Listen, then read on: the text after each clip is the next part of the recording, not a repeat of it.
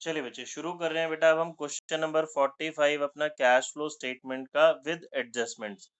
With adjustments मतलब जैसे हम जब अपनी पार्टनरशिप पढ़ते थे तो नीचे कुछ जो एडजस्टमेंट्स होती थी, इस क्वेश्चन में भी हमारे डाटा के अलावा, बैलेंस शीट के अलावा कुछ नीचे एडजस्टमेंट्स गिवन होंगी। पहले एक बारी क्वेश्चन रीड कर लेते हैं। बैलेंस शीट गिवन है जी हमें सोलर पावर लिमिटेड की एज एट 31 मार्च 14 एंड 13। ये देखिए ईयर हमारे पास 14 एंड 13 नजर आ ही रहा है हमें। फिर शुरू करते हैं जी। First item share capital. बच्चों शेयर कैपिटल कहाँ जाती है, जल्दी जल्दी से बताते जाएंगे बेटा, मुझे पता चलेगा कुछ आप लोगों ने घर में पढ़ा ही नहीं पढ़ा। शेयर कैपिटल कहाँ जाता है? यस, शेयर कैपिटल जाता है फाइनेंसिंग में। अब रिजर्व एंड सरप्लस पे आते हैं। इसमें लिखा है जी नोट नंबर 1। तो नोट नंबर 1 में आएंगे, नीचे क्वेश्चन में देखिए नोट नंबर 1 में ये नोट्स टू अकाउंट्स है हमारे। नोट्स टू अकाउंट्स में रिजर्व एंड सरप्लस के अंदर हमारे पास है जी सरप्लस यानी कि प्रॉफिट। प्रॉफिट 4 लाख से हमारा 6 लाख हो रहा है, तो 2 लाख रुपीस का प्रॉफिट प्लस हो रहा है। ये हमारा आएगा बच्चे एनपीबीटी में। ठीक है। देन आगे आते हैं जी। फिर long term borrowings. Long term borrowings यानी कि non current liabilities that means loan, ये कहाँ जाएगा हमारा फाइनेंसिंग में। Current liabilities, trade payable, short term provision, ये हमारा जी कहाँ जाएगा बच्चों? ऑपरेटिंग में। ये दोनों ऑपरेटिंग में चले जाएंगे। फिर फिक्स्ड एसेट्स के अंदर टेंजिबल एसेट्स। टेंजिबल एसेट्स के अंदर नोट नंबर 2 लिखा है जी। तो नोट नंबर 2 हमें देखना पड़ेगा इसके अंदर कौन सी टेंजिबल एसेट्स हैं। तो जब हमने नोट नंबर 2 में देखा तो बच्चे हमारे पास मशीनरी है और एक्यूमुलेटेड डेप्रिसिएशन के बैलेंसेस गिवन हैं। एक्यूमुलेटेड डेप्रिसिएशन का एक और नाम भी होता है प्रोविजन फॉर डेप्रिसिएशन। ये हमने 11th क्लास में पढ़ा हुआ होता है जी। प्रोविजन फॉर डेप्रिसिएशन में आपको थोड़ा सा समझा देता हूँ क्या होता है। इसमें आप याद करें बच्चे, हम मशीन अकाउंट अलग बनाते थे, डेप्रिसिएशन अकाउंट अलग बनाते थे, और डेप्रिसिएशन इसमें एक्यूमुलेट करते जाते थे, इसीलिए इसे एक्यूमुलेटेड डेप्रिसिएशन भी बोलते हैं। मशीन हमारी यहाँ रहेगी सेपरेटली, डेप्रिसिएशन अलग जगह कलेक्ट होता रहेगा। अब जब आप इसको यूज करेंगे तो मशीनरी की फिगर अलग यूज होगी, डेप्रिसिएशन की फिगर अलग यूज होगी। ये जो इसने लेस करके दिखाया ना, इस फिगर का कोई काम नहीं है। ठीक है। मशीनरी की फिगर तो जाएगी जी हमारी इन्वेस्टिंग में, और डेप्रिसिएशन कहाँ जाता है बच्चे? हमारा ऑपरेटिंग में। ठीक है। अब नीचे एडजस्टमेंट्स होंगी तो फिर इसके अकाउंट भी बनेंगे, वो अभी हम सीखेंगे। वापस ऊपर आ जाते हैं अभी। टेंजिबल एसेट्स में नोट नंबर 3। नोट नंबर 3 में है बच्चों गुडविल। गुडविल देखिए जी डिक्रीज हो रही है। डिक्रीज होती हुई गुडविल कहाँ जाती है, कोई बताएगा? जल्दी से बताएं कोई भी। Goodwill operating. वेरी गुड जी। गुडविल डिक्रीज होती है तो ऑपरेटिंग में प्लस होती है। कौन सी हेडिंग में प्लस होती है? Add non cash and non operating expenses की हेडिंग के अंदर। फिर करंट एसेट्स में करंट इन्वेस्टमेंट, ऐसा सेम पॉइंट हमने लास्ट क्लास में किया था। करंट इन्वेस्टमेंट बेटा कैश एंड कैश इक्विवेलेंट्स का पार्ट होती है, तो इसको आप ऑपरेटिंग में करंट एसेट जहां लिखते हैं वहां पे नहीं लेंगे। Inventory operating, trade receivables operating, cash and cash equivalents तो हमें पता ही है। अब नीचे आ जाते हैं बच्चे। क्वेश्चन में देखिए कुछ एडजस्टमेंट्स हमें गिवन है। क्वेश्चन में एडजस्टमेंट गिवन है कि क्या? During the year, a piece of machinery costing 48,000, on which accumulated depreciation was 32,000, was sold for rupees 12,000. Machine जिसकी कॉस्ट 48 थी, यानी कि परचेज 48 का किया था, उस पर डेप्रिसिएशन कितना एक्यूमुलेट हो चुका है? 32,000। और ये सेल की है बच्चों हमने कितने की? 12,000 रुपीज की। तो हमें इस क्वेश्चन में मशीनरी के बैलेंसेस भी गिवन है, एक्यूमुलेटेड डेप्रिसिएशन के बैलेंसेस भी गिवन है, और डेप्रिसिएशन और मशीन दोनों की एडजस्टमेंट भी गिवन है। तो बच्चे इस क्वेश्चन में मशीन अकाउंट भी बनेगा और एक्यूमुलेटेड डेप्रिसिएशन अकाउंट भी बनेगा। बात आ रही है समझ में? मशीन अकाउंट भी बनाना है, एक्यूमुलेटेड डेप्रिसिएशन अकाउंट भी बनाना है। तो फर्स्ट ऑफ ऑल क्वेश्चन करने से पहले हम क्या करते हैं जी, ये अकाउंट बना लेते हैं। अकाउंट बना लेंगे तो हमारा काम इजी हो जाएगा। ये जो अकाउंट है आपको वर्किंग नोट्स में नीट एंड क्लीन बच्चे दिखाने पड़ेंगे। ठीक है जी। चलिए मैं एक पेपर ले लेता हूँ रफ, आपको बना के दिखाता हूँ। इस चैप्टर में इस क्वेश्चन में कौन कौन सी अब हमारे पास वर्किंग बनेंगी। ये देखिए जी, ये मशीन का ओपनिंग है, ये क्लोजिंग बैलेंस, ये डेप्रिसिएशन का ओपनिंग और क्लोजिंग। अच्छा, एक और इम्पोर्टेंट बात, डेप्रिसिएशन के बैलेंसेस के आगे इसने ब्रैकेट लगाया हुआ है। ब्रैकेट का मतलब ये नहीं है यहाँ पे कि डेप्रिसिएशन नेगेटिव है, डेप्रिसिएशन नेगेटिव कभी नहीं होता। डेप्रिसिएशन के ब्रैकेट का क्या मतलब है, डेप्रिसिएशन में ब्रैकेट का क्या मतलब है कि बच्चे ये इसमें से सब्ट्रैक्ट हो रहा है। अभी किसी बच्चे ने कुछ मैसेज लिखा था, बच्चे मैं पढ़ नहीं पाया, क्या लिखा है जरा बता दो अगर कुछ है रेलिवेंट तो। अच्छा, अब हम अकाउंट बनाते हैं। देखिए मैं आपको यहाँ पे आपने प्रॉपरली फेयर वर्किंग नोट्स में अकाउंट बना के दिखाने हैं। मशीन अकाउंट बना रहा हूँ मैं। बच्चे मशीन आपका एसेट्स है। जो एसेट्स होती है वो डेबिट बैलेंस शो करता है, क्रेडिट बैलेंस जल्दी से बताएंगे। डेबिट बैलेंस, मशीन डेबिट से शुरू होगा जी। हमने सबसे पहले लिखा to balance brought down. Machinery का ओपनिंग बैलेंस देखिए बच्चे, क्वेश्चन में 20 लाख रुपीज हमें गिवन है, और मशीनरी का फिर बैलेंस सीडी यानी कि क्लोजिंग बैलेंस भी गिवन है 25,40,000।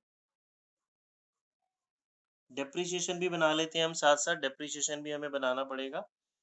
प्रोविजन फॉर डेप्रिसिएशन या फिर एक्यूमुलेटेड डेप्रिसिएशन अकाउंट। डेप्रिसिएशन जो है हमारा वो क्रेडिट साइड से शुरू होगा बच्चे, प्रोविजन फॉर डेप्रिसिएशन, ये क्रेडिट बैलेंस होगा, तो बाय बैलेंस बीडी। डेप्रिसिएशन का opening balance 3 lakh rupees, depreciation का closing balance 4 lakh rupees.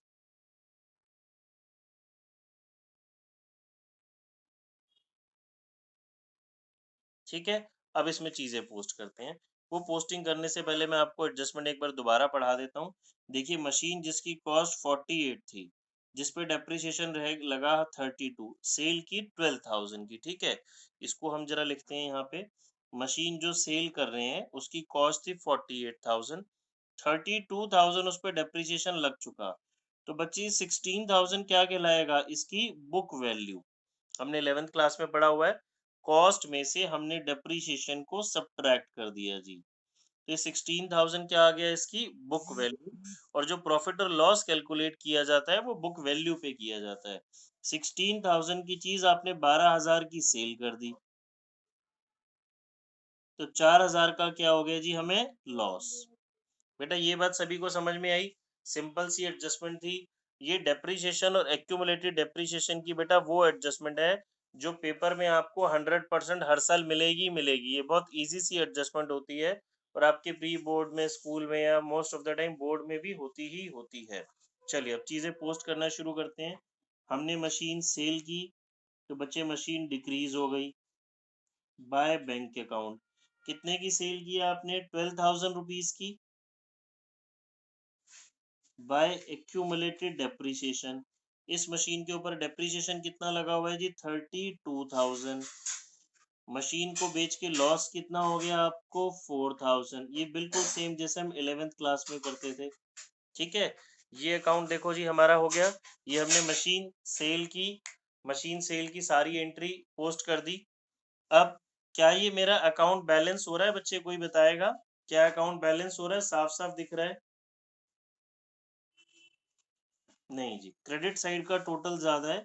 Credit का टोटल 25,88,000, तो डेबिट का टोटल भी कितना होगा, 25,88,000। बट डेबिट में कुछ भी नहीं है। डेबिट में कुछ भी नहीं होने का मतलब मशीन डेबिट साइड में बैलेंस आ रहा है तो इंक्रीज हो रही है। कितने से इंक्रीज हो रही है बच्चे, 5,88,000 से। इसको बोलेंगे हम to bank account purchases, bracket में लिख देंगे जी परचेजेस, या फिर बैलेंसिंग फिगर। बात समझ में आई बच्चों। देखिए मशीन हमारी एसेट्स है, इन डेबिट में बैलेंस आ रहा है तो डेबिट बैलेंस का मतलब हमने परचेज की होगी।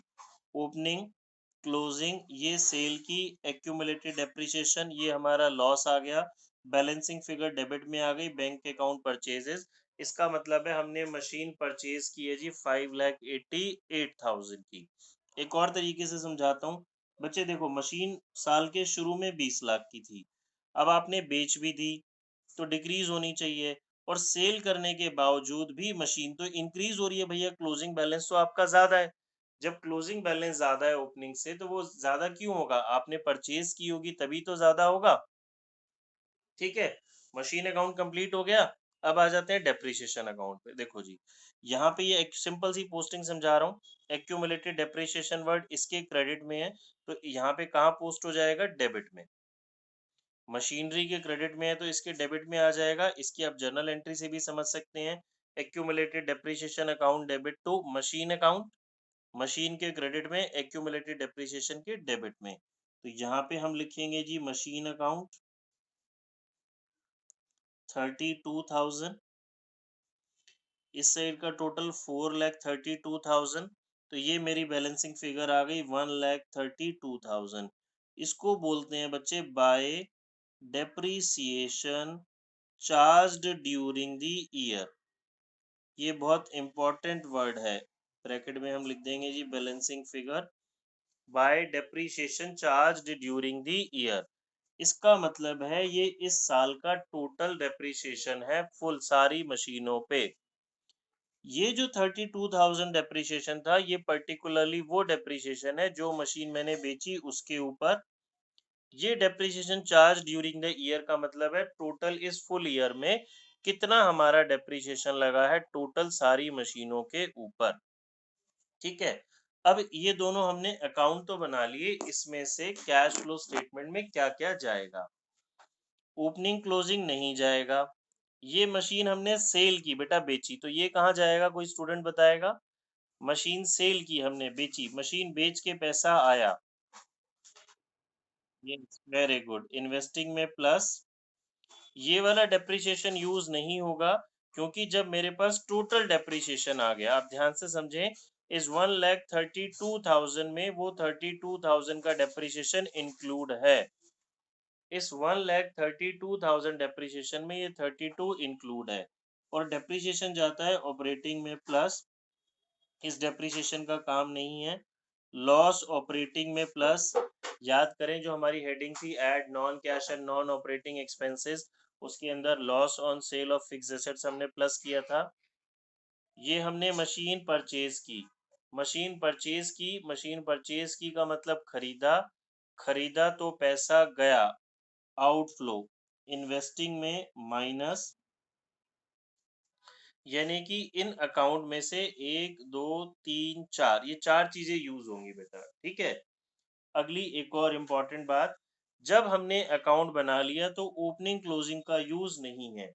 ये ओपनिंग क्लोजिंग का यूज नहीं है का क्या मतलब? देखिए, अगर नीचे एडजस्टमेंट नहीं होती, बेटा मेरी बातें बहुत ध्यान से सुनना, बहुत इंपॉर्टेंट और सिंपल क्वेश्चन है। हम एडजस्टमेंट का पहला क्वेश्चन कर रहे हैं इसलिए थोड़ा सा टाइम लगेगा, अगले क्वेश्चन बहुत इजी हो जाएंगे आपके लिए। अगर नीचे एडजस्टमेंट नहीं होती तो आप बोलते जी मशीन 20 लाख से 25,40,000 हो गई, मशीन इंक्रीज हो गई, तो आप इसका जो डिफरेंस था 5,40,000 वो इन्वेस्टिंग में यूज करते, डेप्रिसिएशन का 1 लाख ऑपरेटिंग में यूज करते। बट क्योंकि दोनों के हमने अकाउंट बना लिए, उनकी फिगर्स हमारे पास आ गई, तो अब ये वाली फिगर्स का यूज नहीं है। यहाँ से जो एडजस्टमेंट से फिगर निकली है बच्चे वही यूज होंगी। ठीक है, आई होप सभी को बात समझ में आई होगी। फिर आ जाते हैं बच्चे हम एनपीबीटी पे। ये भी मुझे वर्किंग में निकाल के दिखाना है। एनपीबीटी आप एग्जाम में फुल फॉर्म लिखेंगे, net profit before tax. NPBT में मुझे सबसे पहले चाहिए होता है जी सरप्लस। क्वेश्चन में सरप्लस कितना है बच्चों बताओ?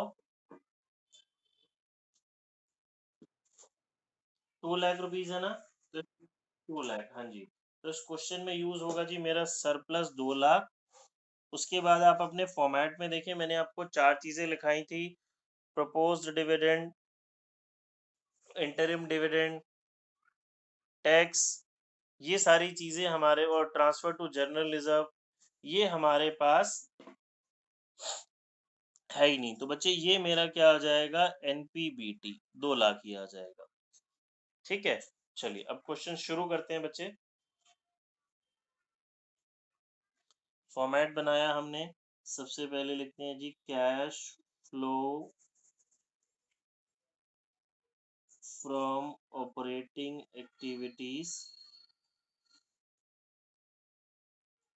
सबसे पहले हमें क्या लिखना होता है, एनपीबीटी। ये आ गया जी मेरा 2 लाख रुपीस। फिर add non cash and non operating expenses, non cash and non operating expenses. ठीक है बच्चे, अब बताएं जी इसमें क्या क्या आएगा क्वेश्चन में। देखें, जहां से देखिए क्वेश्चन में इसमें से कौन कौन सी चीज आपको मिल रही है। एक तो देखिए ये हमने निकाला था जी एक्यूमुलेटेड डेप्रिसिएशन, एक ये हमारा लॉस ऑन सेल आएगा, और एक गुडविल है जो मुझे दिख रही है क्वेश्चन में। शुरुआत करते हैं जी, loss on sale of machine 4000, accumulated depreciation,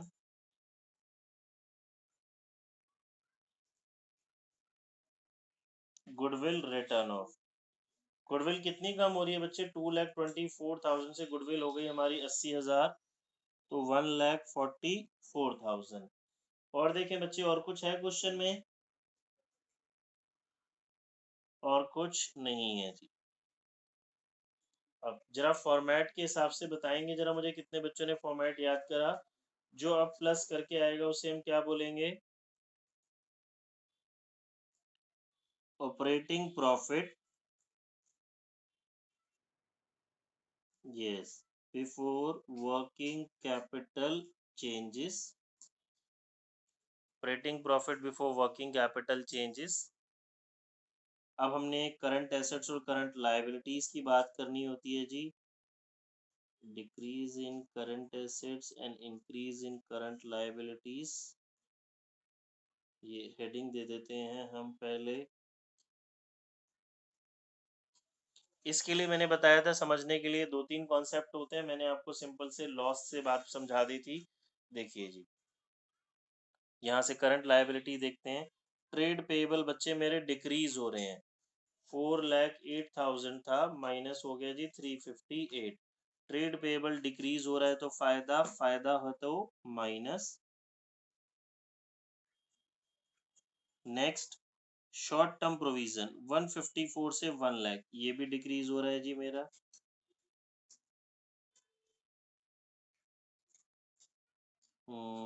54,000 फायदा, तो ये भी माइनस। करंट लायबिलिटी हो गई। करंट एसेट्स पे आते हैं। मैंने आपको भी समझाया था, करंट इन्वेस्टमेंट तो लेना नहीं है बच्चों, ठीक है। इन्वेंट्री और ट्रेड रिसीवेबल। अब इन्वेंट्री जी मेरा बढ़ रहा है, एसेट्स बढ़ती है तो फायदा, फायदा तो ये भी माइनस। 2,58,000 से 242, 16,000, और ये बढ़ रहा है, ये भी सब्ट्रैक्ट होगा।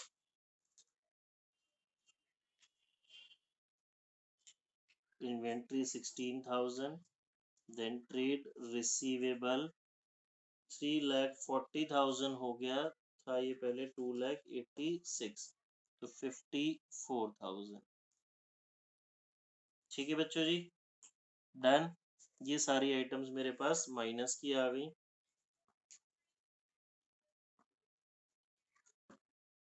1,74,000 माइनस का। अब अपने फॉर्मेट में देखेंगे, जो आता है उसे बोलते हैं कैश जनरेटेड फ्रॉम ऑपरेशन, और उसमें से टैक्स पेड माइनस करते हैं।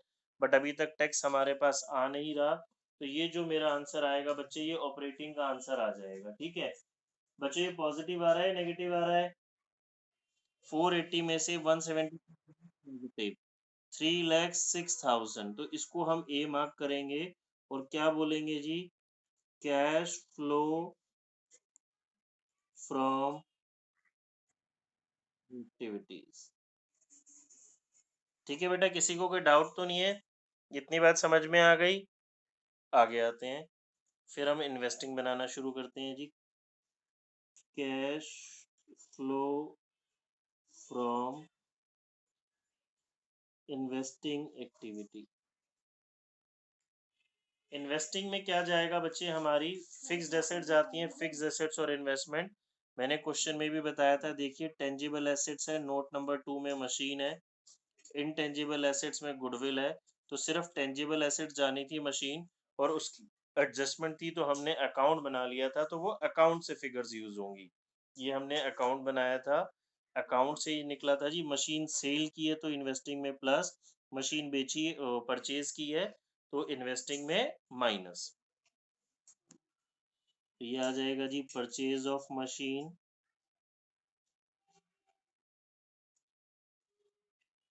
5,88,000 एंड सेल ऑफ मशीन, और कुछ इसमें नहीं आएगा, 12,000। तो 580 इसको माइनस करेंगे, 576 बच्चे ये मेरा आ जाएगा नेगेटिव। तो इसको क्या बोलोगे, क्या बोलेंगे बच्चे? Yes, cash used in investing activity. ठीक है जी। फिर आ जाते हैं हम फाइनेंसिंग पे।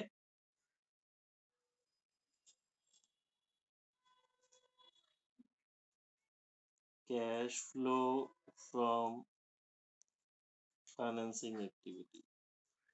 फाइनेंसिंग में शेयर, डिबेंचर, लोन ये सब जाता है। तो अपनी लायबिलिटी साइड आते हैं। लायबिलिटी साइड में देखिए जी, शेयर कैपिटल है, इंक्रीज हो रहा है, तो शेयर इशू करे प्लस होगा। लॉन्ग टर्म बोरोविंग्स इंक्रीज हो रही है, हमने लोन लिया, ये भी प्लस होगा।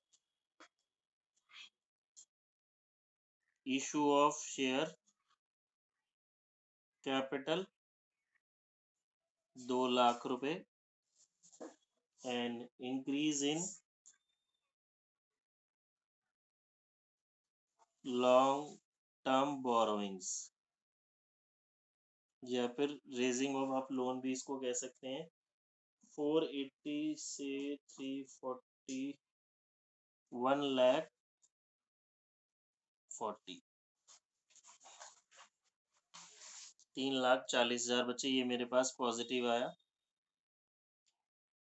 इसको सी मार्क करेंगे। Cash flow from financing activity. ठीक है जी। अब हमने क्या सीखा था, तीनों के आंसर को प्लस कर देते हैं हम। फाइनेंसिंग का 3,40,000 प्लस का है, उसका 3,06,000 प्लस का है, और 576 माइनस का है। तो बच्चे ये मेरे पास 70,000 पॉजिटिव आया। इसको हमने लिखा जी A plus B plus C, net increase in cash and cash equivalents. इसमें हम प्लस करते हैं opening balance of cash and cash equivalents. ठीक है जी। अब बच्चे देखो, इसमें ओपनिंग बैलेंस भी मेरे पास दो थे, एक करंट इन्वेस्टमेंट था और कैश एंड कैश इक्विवेलेंट्स था। इसको भी हम प्लस कर लेते हैं। ये मेरे पास था जी एक 2014, 2013 करंट इन्वेस्टमेंट और कैश एंड कैश इक्विवेलेंट्स। ये है 4,80,000, 3,00,000,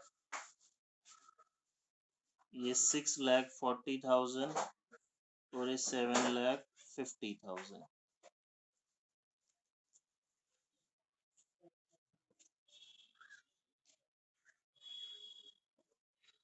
ये आ गया, और ये बच्चे मेरा आ गया 10,50,000। तो मैं ओपनिंग बैलेंस लिख दूंगा 10,50,000। ये मेरा 10,50,000 तो आ गया 11,20,000, जो कि मेरा हो गया closing balance of cash and cash equivalents. और ये मेरा मैच करना चाहिए। देखिए मेरा क्लोजिंग बैलेंस 11,20,000 ही आ रहा था। ठीक है बच्चों, आई होप देखिए सभी को समझ में आई होगी बात। मेन इसमें अकाउंट हमारा बनाना था, ये एडजस्टमेंट जो हमने बनाया, मशीन अकाउंट और प्रोविजन फॉर डेप्रिसिएशन या फिर एक्यूमुलेटेड डेप्रिसिएशन अकाउंट।